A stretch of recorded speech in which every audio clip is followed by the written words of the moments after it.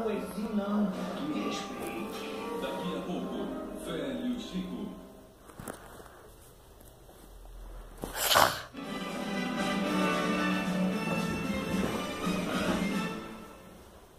Vamos ver a previsão do tempo com a Maria Júlia Coutinho. Vamos lá para São Paulo conversar com ela. Olá, Maju, boa noite. Qual vai ser a previsão então para amanhã?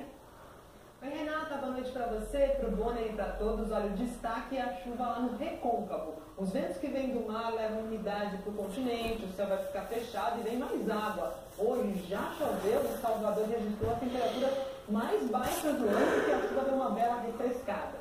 Outras áreas do litoral nordestino, em boa parte aqui da região norte, tem sol e previsão de chuva também.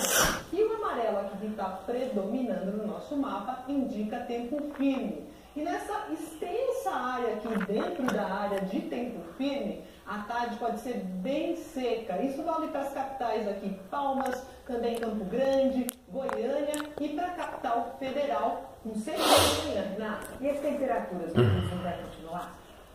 Vai, ele continua cedendo aos poucos, Renata. Pode gear ainda em pontos das serras do sul e na Serra da Mantiqueira, no sudeste, mas o frio já está menos frio. Hoje a mínima em Curitiba subiu para 5,6 graus, amanhã vai para 6 com uma